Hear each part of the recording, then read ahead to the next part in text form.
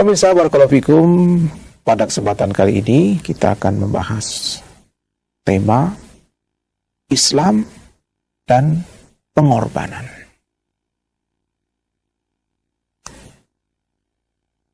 Beberapa saat lagi, pemirsa rahimakumullah, kita semua akan memasuki satu momentum yang paling agung, yaitu momentum Idul Adha. Id itu hari raya, Al-Adha itu sembelihan, korban. Hari raya itu Al-Adha itu maksudnya adalah sembelihan. Sembelihan itu sebagai simbol taqarrub kepada Allah, mendekatkan diri kepada Allah. Dan dahulu, karena sembelihan hari raya di mana kita dianjurkan menyembelih hewan itu dulu karena menapaktilasi apa yang dilakukan oleh Nabi Ibrahim alaihissalam, yang mana beliau diperintahkan oleh Allah untuk mengorbankan putra yang sangat dicintainya, yang kelahirannya sangat ditunggu oleh beliau dalam waktu yang sudah begitu lama. Tapi begitu lahir dan beranjak besar, Allah perintahkan untuk menyembelihnya. Tentu perintah ini adalah satu bentuk pengorbanan. Karena menyembelih, mengorbankan bukan harta, tetapi anak yang tentu tidak bisa dinilai dengan harta sebanyak apapun. Tapi itu harus dikorbankan dengan disembelih. Ya bunayya, inni ara fil manam anni azbahuk. Wahai putraku, sungguh dalam mimpi, dalam tidur aku bermimpi, dan mimpi itu adalah wahyu. Aku diperintahkan untuk menyembelihmu. Fandur madza tara. Maka bagaimana pendapatmu akan hal ini? Ini satu pengorbanan, pemirsa. Mengorbankan putra yang sangat dicintai. Tetapi karena ini adalah perintah Allah, maka di hadapan seorang mukmin, apapun yang Allah perintahkan, tidak ada pilihan kecuali yang mengatakan sami'na wa ata'na. Seberat apapun perintah itu, sesulit apapun perintah itu, harus dikerjakan. Dan itulah pengorbanan. Jadi pemirsa barakallahu fikum, tidak bisa dipisahkan antara Islam dengan pengorbanan. Tidak bisa dipisahkan.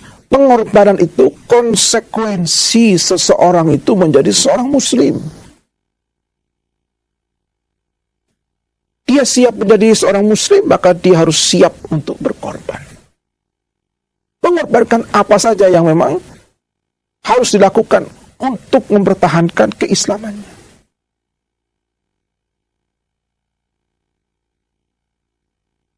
Coba perhatikan. Ketika ada seorang non-muslim,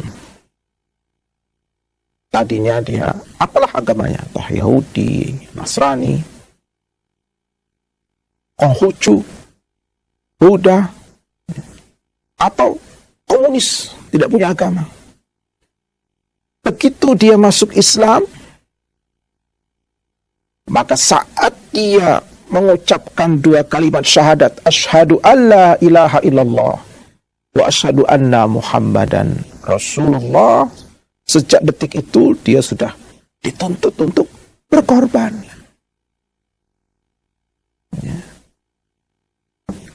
Dituntut untuk siap menanggung konsekuensi apapun di balik ucapan itu. Mungkin dia akan diusir oleh keluarganya. Diusir. Orang yang tadinya bisa hidup enak karena keluarganya mampu, punya rumah, Kamarnya bagus, diberi fasilitas kendaraan kalau mau pergi, dikasih uang saku per bulan sama orang tuanya. Begitu dia bersyahadat, jangankan uang saku, jangankan motor yang selama ini dimiliki, bahkan dia pun harus diusir. Kamu pilih keluar dari Islam atau keluar dari rumah ini. Dia diusir. Masih lumayan kalau diusir diberi pesangon. Kamu keluar dari rumah ini ada uang 100 juta, cari kontrakan misalnya. Masih mending. Ini diusir, jangan bawa motor, jangan bawa kartu ATM, jangan bawa apa-apa. Sana, kamu pergi.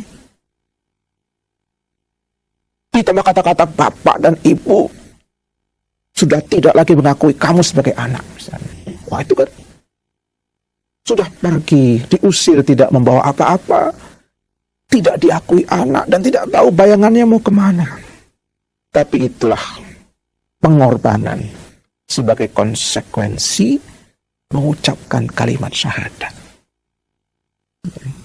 Ini kerap dialami oleh mereka-mereka yang mu'alaf. Banyak sekali kisah-kisah dari orang-orang yang mu'alaf itu yang di awal keislamannya dia sudah dituntut untuk berkorban sedemikian rupa. Yang malah kita yang lahir dari keluarga muslim umumnya belum mengalami bentuk ujian yang seperti itu. Pengorbanan yang seberat itu. Tapi kita harus sadari pemirsa bahwa tidak mungkin kita berislam tanpa pengorbanan. Jadi Islam dan pengorbanan itu seperti dua sisi mata uang yang tidak bisa dipisahkan. Kalau Anda punya uang 100.000, tapi hanya ada tulisan satu sisinya itu blank, ya, putih, tidak ada tulisan, tidak ada warnanya. Lalu Anda ke warung beli sesuatu, tidak laku uang itu. Kecuali sisinya juga harus ada gambarnya, baru akan laku. Jadi begitulah Islam dan pengorbanan. Ibarat dua sisi mata uang yang tidak bisa dipisahkan. Ini konsekuensi. Konsekuensi. Kita, pemirsa, barakallahu fikum, orang yang katakanlah lahir sudah dalam keadaan Islam, tumbuh dalam keadaan Muslim karena keluarga kita dari keluarga Muslim semua, tetap kita dituntut untuk berkorban. Karena semua bentuk ibadah yang Allah subhanahu wa ta'ala gariskan kepada hamba-hambanya itu menuntut pengorbanan. Semua bentuk ibadah itu menuntut pengorbanan. Meskipun pengorbanannya, bentuk pengorbanannya berbeda-beda. Ya. Salat misalnya. Apa pengorbanan salat? Kita harus yang pertama meluangkan waktu. Jadi mengorbankan waktu kita untuk salat. Ya. Ketika ada panggilan hayya 'alas shalah di waktu subuh azan berkumandang, maka apapun keadaan kita, ketika panggilan itu kita dengar, kita dituntut untuk bangun. Dituntut untuk bangun. Meskipun kita baru tidur 5 menit, atau bahkan kita belum tidur semalaman, azan subuh berkumandang, kita harus sholat, segera datang ke masjid untuk sholat. Kita mengorbankan rasa kantuk kita korbankan rasa lelah ingin beristirahat kita demi mendatangi masjid untuk sholat.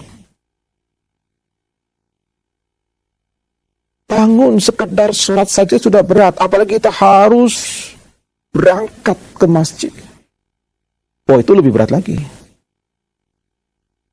Maka kata Rasulullah SAW, sholat yang paling berat bagi orang munafik itu sholat isya dan sholat subuh. Itu paling berat. Dalam hadis riwayat Imam Bukhari, Rasul sudah mengisahkan itu. Mengapa? Karena itu waktu-waktunya memang istirahat. Kalau betul-betul tidak bangun dari sebuah kesadaran, sulit rasanya orang itu akan bisa bangun, apalagi melangkahkan kaki menuju masjid itu sangat berat. Itu butuh pengorbanan. Ini contoh bahwa ibadah itu apapun bentuknya menuntut pengorbanan dari seseorang untuk melakukannya. Baik.